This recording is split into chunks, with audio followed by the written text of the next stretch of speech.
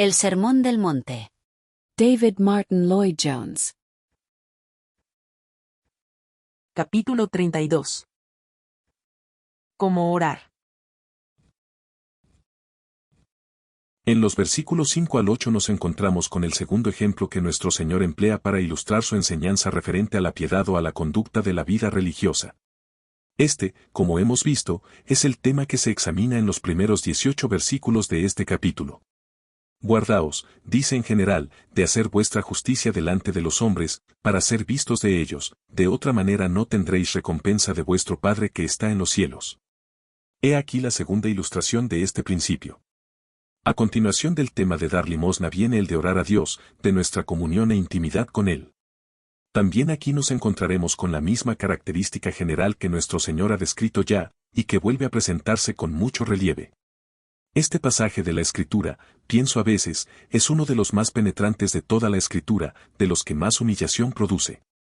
Pero se puede leer estos versículos de forma tal que uno pase por alto el punto central, y ciertamente sin caer bajo la condenación que contienen.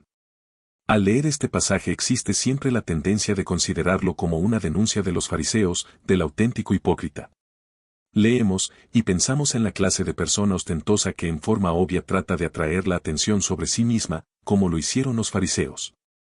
En consecuencia lo consideramos solamente como denuncia de esta hipocresía manifiesta sin aplicárnoslo a nosotros mismos. Pero esto es no comprender el verdadero sentido de la enseñanza que estos versículos contienen, la cual es la denuncia devastadora que nuestro Señor hace de los efectos terribles del pecado en el alma humana. Y sobre todo del pecado del orgullo. Esa es la enseñanza. El pecado, según nos muestra aquí, es algo que nos acompaña siempre, incluso cuando estamos en la presencia misma de Dios. El pecado no es algo que suele acometernos y afligirnos cuando estamos separados de Dios, en un país lejano, por así decirlo. El pecado es algo tan terrible, según la denuncia que nuestro Señor hace de él, que no solo nos sigue hasta las puertas del cielo, sino que, si fuera posible, nos sigue hasta el mismo cielo. De hecho, ¿acaso no es esta la enseñanza bíblica respecto al origen del pecado? El pecado no es algo que comenzó en la tierra.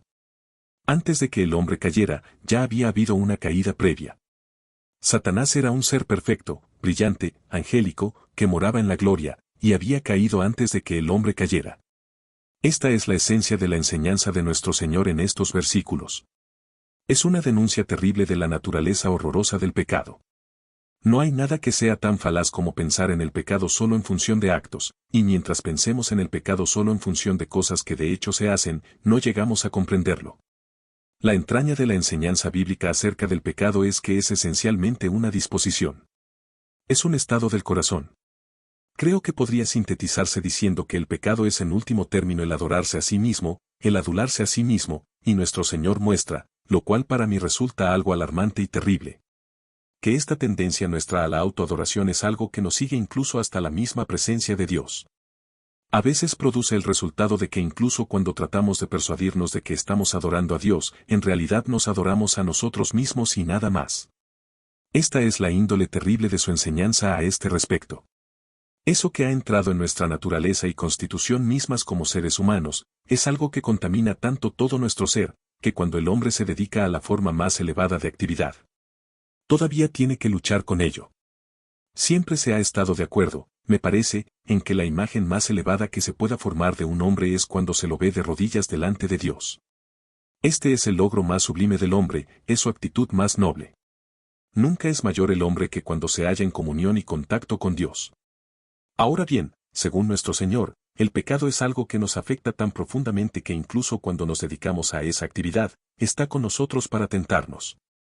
En realidad, no nos queda sino estar de acuerdo, basados en la enseñanza del Nuevo Testamento, en que sólo así se puede empezar a entender el pecado. Propendemos a pensar en el pecado en la forma que lo vemos en las manifestaciones más bajas de la vida. Vemos a un borracho, el pobre, y decimos, he ahí el pecado, esto es pecado.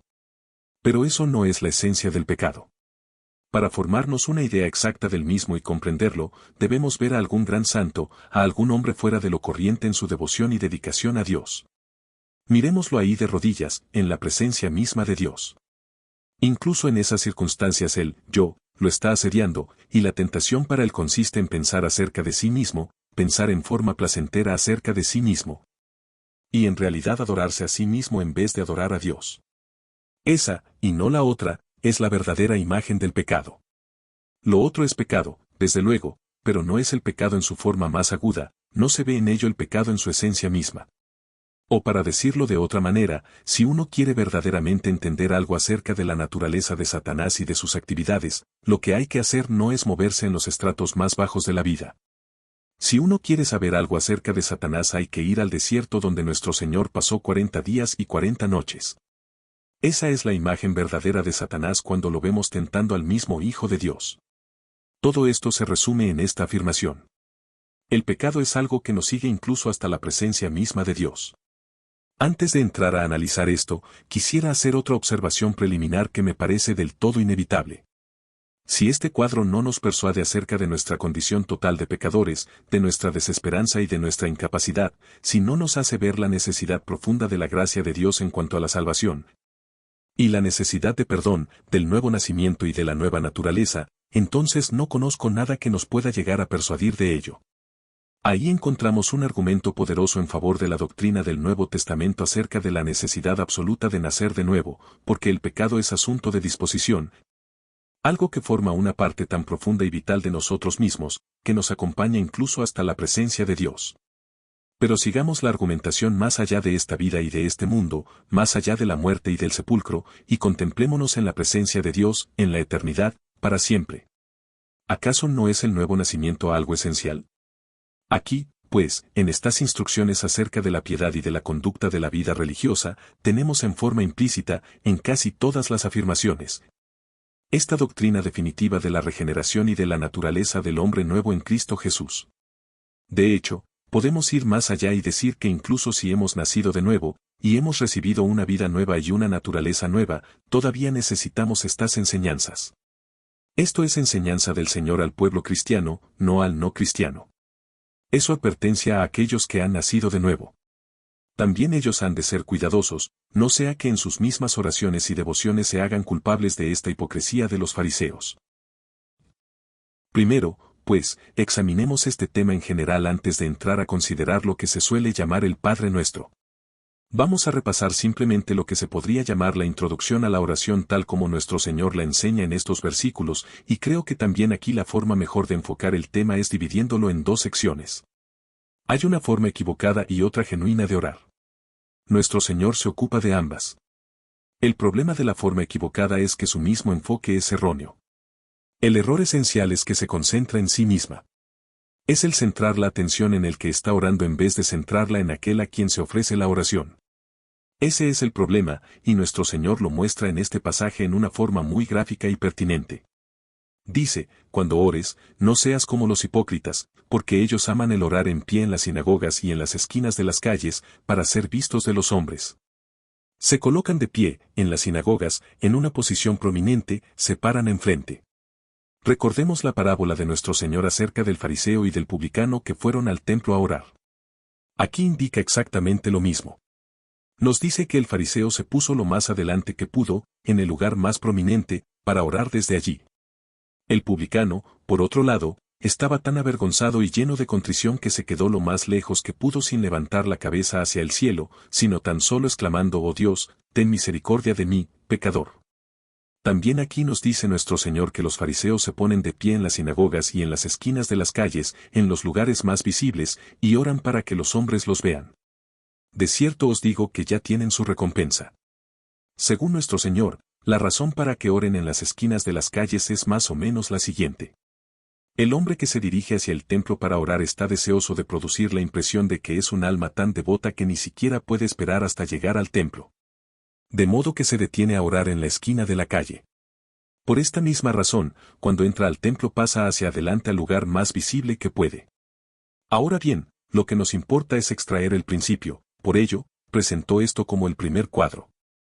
El segundo se contiene en las siguientes palabras: orando, no uséis vanas repeticiones, como los gentiles, que piensan que por su palabrería serán oídos. Si tomamos estos dos cuadros juntos, veremos que hay dos errores básicos en la raíz de esta forma de orar a Dios. El primero es que mi interés, si soy como el fariseo, está en mí mismo, que soy el que ora. El segundo es que creo que la eficacia de mi oración depende de lo mucho que ore, o de la forma particular en que ore. Examinemos estos dos puntos por separado. El primer problema, pues, es el peligro de interesarse por uno mismo. Esto se manifiesta de diferentes formas. El problema primero y básico es que esa persona está deseosa de que los demás sepan que ora. Este es el principio de todo. Está deseosa de disfrutar de una reputación de hombre de oración, está deseosa de esto y lo ambiciona, lo cual, de por sí, ya es malo. Uno no debería estar interesado en sí mismo, como nuestro Señor explica. Así pues, si existe alguna sospecha de interés en uno mismo como persona de oración, ando equivocado, y esa condición viciará todo lo que me proponga hacer. El siguiente paso en este proceso es que el que otros nos vean en oración, se convierte en deseo positivo y real. Lo anterior, a su vez, conduce a lo siguiente, a hacer cosas que garanticen que los otros nos vean. Esto es algo muy sutil. No siempre es evidente, como lo vimos en el caso del dar limosna. Hay un tipo de persona que se exhibe constantemente y se pone en una posición prominente de forma que siempre atrae la atención sobre sí misma. Pero hay también maneras sutiles de hacer esto mismo.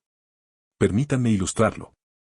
A principios de siglo hubo un autor que escribió un libro bastante conocido sobre el Sermón del Monte. Al tratar la presente sección, señala este sutil peligro, la tendencia exhibicionista incluso en el asunto de la oración, y cómo asedia al hombre sin que se dé cuenta de ello. Es evidente que es el comentario obvio que hay que hacer.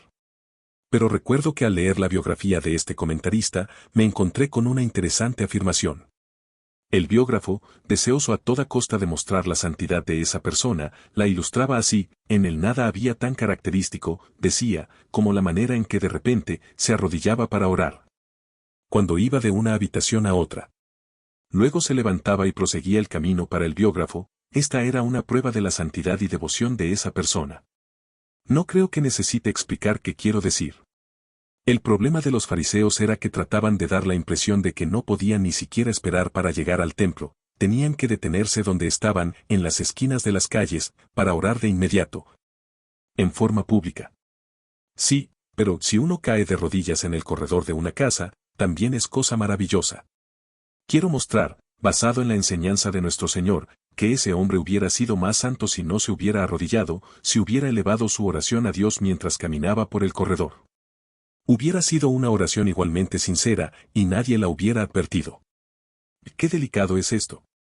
El mismo hombre que nos pone sobre aviso en contra de ese pecado es culpable del mismo. Que cada uno se autoexamine. Este pecado toma otra forma muy sutil. Alguien se dice a sí mismo: claro que no voy a caer de rodillas en un corredor cuando voy de una habitación a otra, ni tampoco voy a detenerme en las esquinas de las calles, no voy a exhibirme en el templo ni en la sinagoga. Siempre voy a orar en secreto.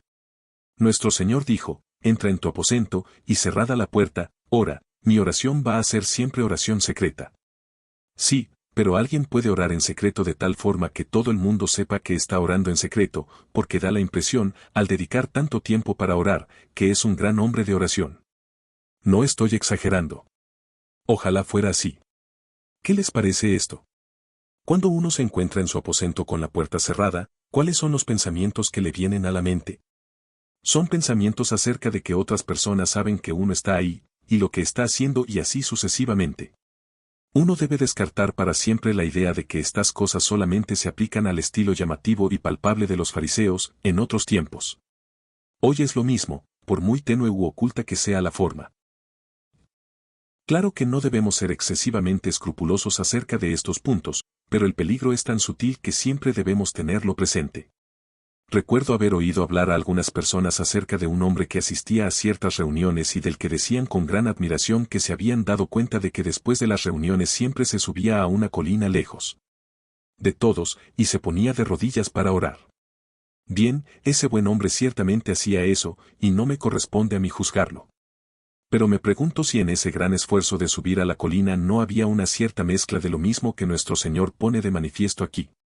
Todo lo que se sale de lo corriente, en último término, atrae la atención. Si no me detengo en las esquinas de las calles, pero me hago notar al subirme a una colina, estoy llamando la atención hacia mí mismo. Este es el problema: lo negativo se convierte en positivo en una forma casi imperceptible antes de darse uno cuenta de lo que está haciendo. Pero vayamos un poco más allá. Otra forma que asume esto es el terrible pecado de orar en público para producir algún efecto en las personas presentes y no con el deseo de acercarse a Dios con reverencia y temor religioso. No estoy seguro, porque a menudo me he sentido indeciso en cuanto a ello, y por eso hablo con cierta vacilación de si todo esto es aplicable o no a las llamadas, hermosas oraciones que las personas dicen que ofrecen. Pondría en tela de juicio si las oraciones deben ser alguna vez hermosas. Quiero decir que no me siento satisfecho con alguien que presta atención a la forma de la oración. Admito que es un punto muy debatible. Lo someto a consideración. Hay personas que dicen que cualquier cosa que se ofrezca a Dios debería ser hermosa, y por consiguiente uno debería tener mucho cuidado en cuanto a la construcción de las frases, a la dicción y a la cadencia en el momento de orar. Nada, dicen, puede ser demasiado hermoso para ofrecérselo a Dios. Admito que el argumento tiene cierta fuerza, pero me parece que queda completamente contrarrestado por la consideración de que la oración es, en último término, una charla, una conversación, una comunión con mi Padre. Y uno no se dirige a alguien a quien ama en esta forma perfecta y esmerada, prestando atención a las frases, a las palabras y a todo lo demás. La comunión e intimidad genuinas tienen en sí algo esencialmente espontáneo. Por eso nunca he creído en imprimir las así llamadas oraciones pastorales. Claro que esto abarca temas mucho más amplios en los que no vamos a entrar ahora. Simplemente planteo el problema para que lo examinen. Yo sugeriría, sin embargo, que el principio rector es que todo el ser de la persona que ora debería concentrarse en Dios, debería centrarse en Él y olvidar todo lo demás. En lugar de desear que la gente nos agradezca las llamadas oraciones hermosas, deberíamos más bien sentirnos inquietos cuando lo hacen. La oración pública debería ser tal que las personas que están orando en silencio y el que está pronunciando en voz alta las palabras deberían dejar de estar conscientes el uno del otro y ser conducidos en alas de la oración hasta la presencia misma de Dios. Creo que si comparásemos y contrastáramos los siglos XVIII y XIX a este respecto, veríamos lo que quiero decir. No tenemos muchas oraciones que nos hayan quedado de los grandes evangelistas del siglo XVIII. Pero poseemos muchas de las oraciones populares de los llamados gigantes del púlpito del siglo XIX. No estoy del todo seguro, pero quizá esto indique que se había producido un cambio en la vida de la Iglesia cristiana. Cambio que ha conducido a la actual falta de espiritualidad y al estado actual de la Iglesia cristiana en general. La Iglesia se había convertido en una entidad digna, educada, refinada, y los que venían a dar culto en ella inconscientemente se ocupaban de sí mismos olvidando que estaban en comunión con el Dios vivo. Es algo muy sutil. El segundo problema en relación con este enfoque equivocado surge cuando tendemos a concentrarnos en la forma de la oración o en la cantidad de tiempo pasado en oración. Y orando, dice, no uséis vanas repeticiones, como los gentiles, que piensan que por su palabrería serán oídos. Todos sabemos lo que quiere decir este término, vanas repeticiones. Todavía se practica en muchos países orientales donde tienen ruedas de oración. La misma tendencia se muestra también en el catolicismo, en llevar la cuenta del rosario. Pero también esto nos puede ocurrir a nosotros en una forma mucho más imperceptible. Hay personas que a menudo dan gran importancia a dedicar un tiempo determinado a la oración. En cierto sentido es bueno reservar determinado tiempo para orar, pero si lo que nos preocupa es ante todo orar durante ese tiempo determinado, y no el hecho de orar, más valdría que no lo hiciéramos. Fácilmente podemos caer en el hábito de seguir una rutina y olvidarnos de lo que en realidad estamos haciendo. Como los maometanos, que a ciertas horas del día se postran de rodillas, también muchas personas que tienen un tiempo determinado para orar, acuden a Dios en ese momento específico. Y a menudo se incomodan si alguien trata de impedírselo. Deben ponerse a orar a esa hora tan específica. Mirándolo objetivamente, qué necio es esto. También que cada uno se examine al respecto.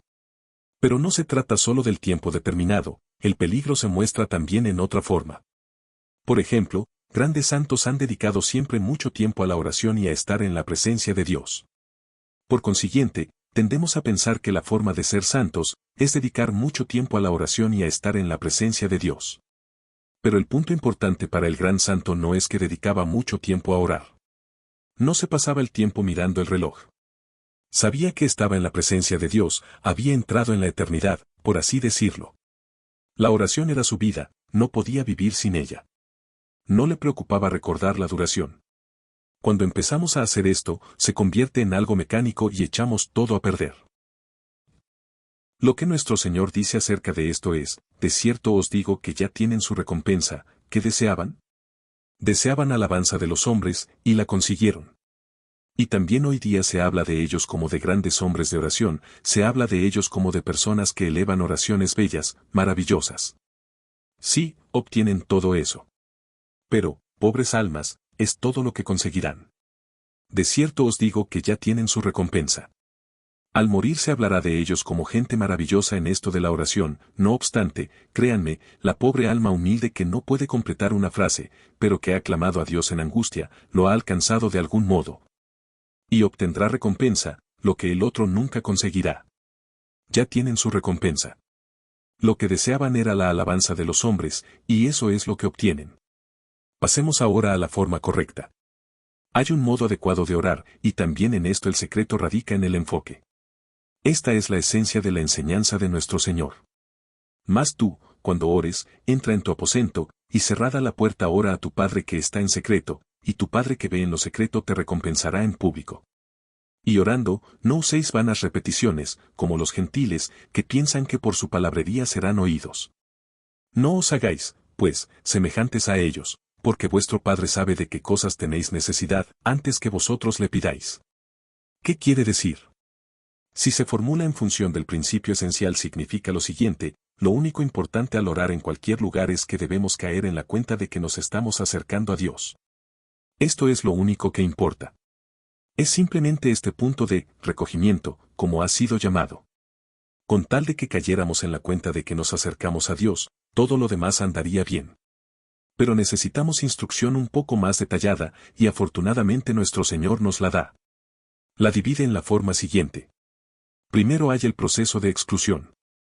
Para asegurarme de que caigo en la cuenta de que me acerco a Dios, tengo que excluir ciertas cosas.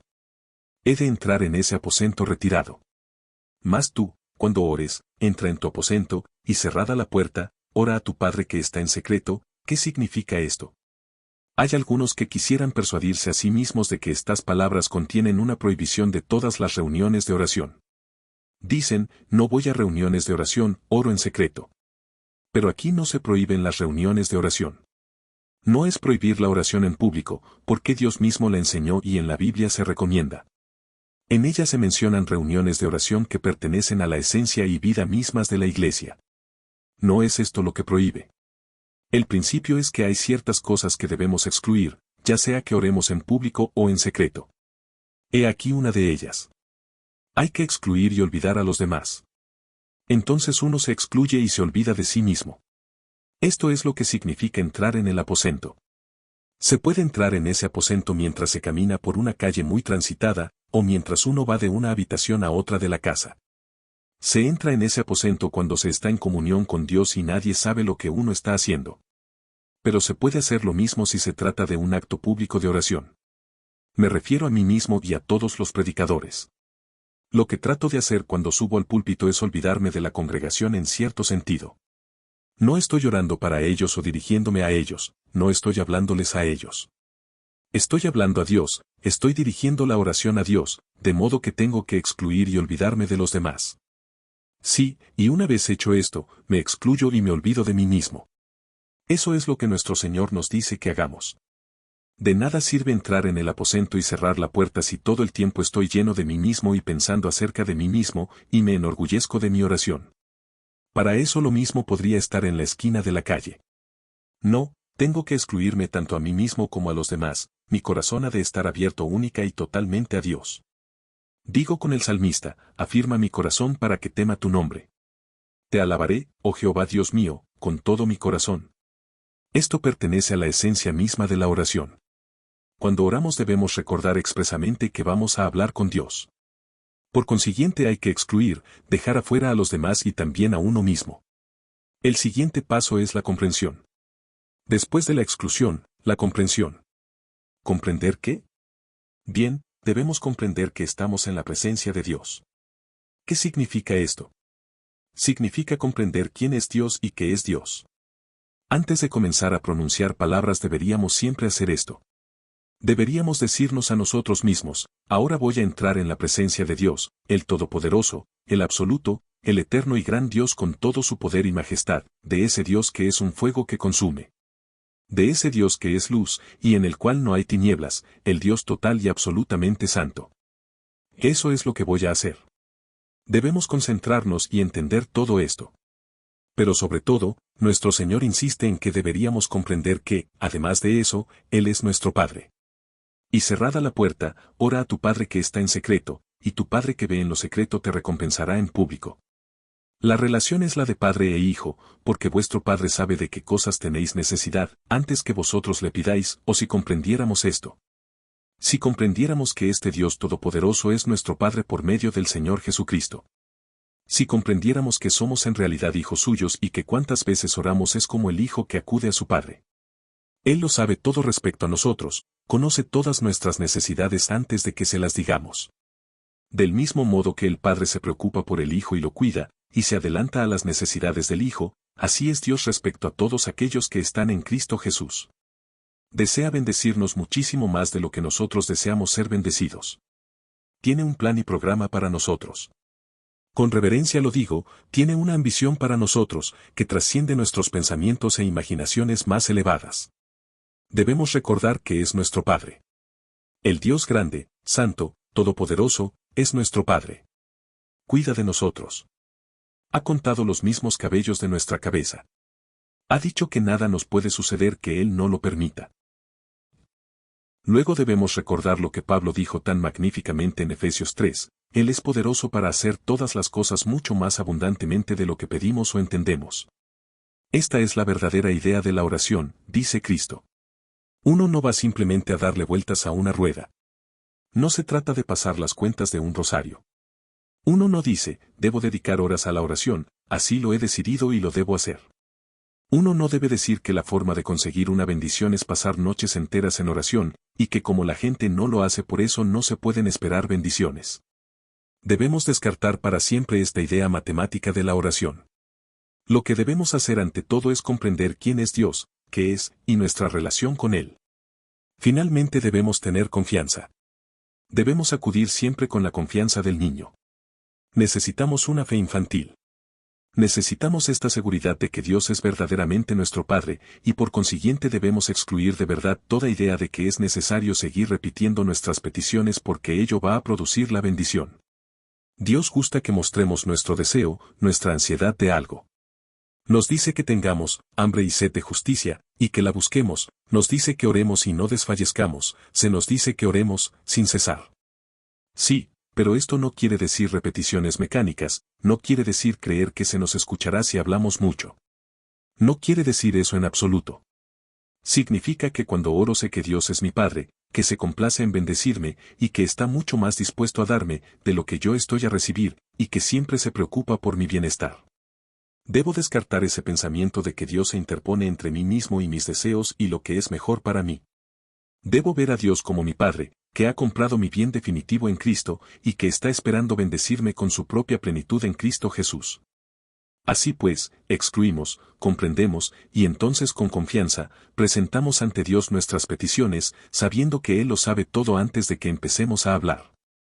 Así como al Padre le complace que su Hijo acuda a Él repetidas veces para pedirle algo, y no que el Hijo diga, mi Padre siempre me lo da. Así como al Padre le gusta que el Hijo siga viniendo porque le agrada el contacto personal, así Dios desea que acudamos a su presencia. Pero no debemos acudir con dudas, debemos saber que Dios está mucho más dispuesto a dar, que nosotros a recibir. La consecuencia será que tu Padre que ve en lo secreto te recompensará en público. ¿Cuántas bendiciones están acumuladas en la diestra de Dios para los hijos de Dios? Deberíamos avergonzarnos de seguir siendo pobres cuando estamos destinados a ser príncipes, deberíamos avergonzarnos por albergar tan a menudo pensamientos equivocados e indignos acerca de Dios a este respecto.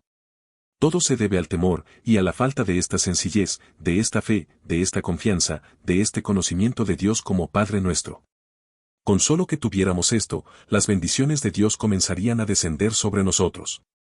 Y quizá llegarían a ser tan abrumadoras que al igual que D.L. Moody sentiríamos que son casi más de lo que nuestro cuerpo puede resistir, y clamaríamos a Él diciendo basta, Dios. Él puede hacer por nosotros mucho más de lo que nosotros podemos pedir o pensar. Creamos esto y entonces vayamos a Él con confianza sencilla.